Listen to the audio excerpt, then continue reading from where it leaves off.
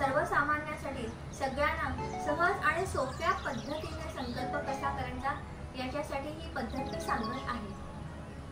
विवाह सिद्धीसाठी रुक्मिणी स्वयंवर या ग्रंथाचं पारायण केलं जातं। हे पारायण सुरू करण्यापूर्वी संकल्प करावा लागतो। हे संकल्प करण्यासाठी जे साहित्य लागतं त्यामध्ये पळी, पंचपात्र म्हणजे पाण्याने भरलेले पंचपात्र, तांबळ आणि एका छोट्याशा बशीमध्ये थोडेसे तांदूळ इतकंच साहित्य लागतं। तर या ठिकाणी तांब्याची भांडी मी घेतली नाही, दाखवण्यासाठी मी उपलब्ध आहे ती घेतलेली आहे। त्यात पळी म्हणून हा चमचा घेतलेला आहे। पंचपात्र नसेल तर हा पेला घेतला तरी चालतो, याच्यामध्ये पाणी भरून घेतलेलं आहे। हे संकल्प सोडण्यासाठी एक दुसरी डिश घ्यायची आणि हे संकल्पात पूर्तीसाठी जे लागते ते तांदूळ, एवढ्याच गोष्टी लागतात। आचमन करावं लागतं। देवाची 24 नावं असतात, त्यातली प्रथम 3 नावं घ्यायची। ओम केशवाय नमः, ओम नारायणाय नमः, ओम माधवाय नमः।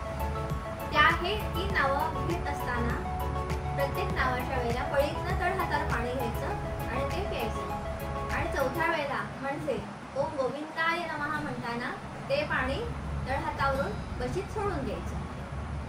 त्यानंतर भगवान विष्णूंची 24 नावं म्हणायची असतात। स्वतःचं गोत्र, ग्रामाचा उल्लेख, त्याचबरोबर शालिवांशक, पंचांगादी, तिथीवार, नक्षत्र या सर्वांचा उल्लेख करावा लागतो। परंतु या ठिकाणी सर्वसामान्यांसाठी सगळ्यांना सहज आणि सोप्या पद्धतीने संकल्प कसा करायचा याच्यासाठी ही पद्धत मी सांगत आहे। आता ही कृतीने मी दाखवत आहे। ओम केशवाय नमः, ओम नारायणाय नमः, ओम माधवाय नमः आणि ओम गोविंदाय नमः म्हणून ते तळहातावरून बशी सोडायचं। ओम गोविंदाय नमः। तर हातात थोडं तांदूळ घ्यायचे आणि ते थोडेसे घ्यायचे आणि हातात ठेवायचे, नमस्कार करायचा आणि आपण जो काही संकल्प ज्या मनोकामनेसाठी करत आहे तो आपण बोलायला सुरुवात करायची।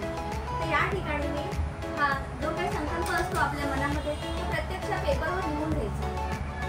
म्हणजे आपल्याला जोडीदार किंवा अनुरूप वधू अथवा वर हवा असेल ते आपल्याला जी काही अपेक्षा आहे ती खरोखर कागदावर लिहून ठेवायची, म्हणजे ते संकल्प करताना आपल्याला कन्फ्युजन टाळता येतं। भगवान श्रीकृष्णांना प्रार्थना करायची, हे भगवान श्रीकृष्ण, मला मनासारखा आणि अनुरूप पती प्राप्त व्हावा।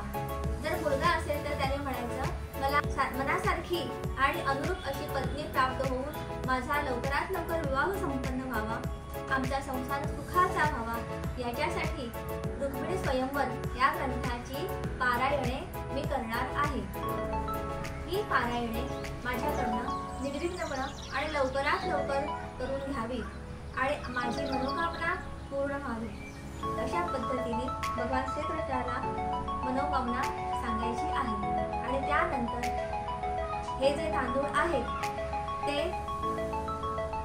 पळीने पाणी घेऊन ते सर्व तांदूळ पाण्याबरोबर या आपल्या तांबडात सोडून द्यायचे आणि नमस्कार करायचा। अशा पद्धतीने हा संकल्प रुक्मिणी स्वयंवर या ग्रंथाचं पारायण करण्यापूर्वी करायचा असतो।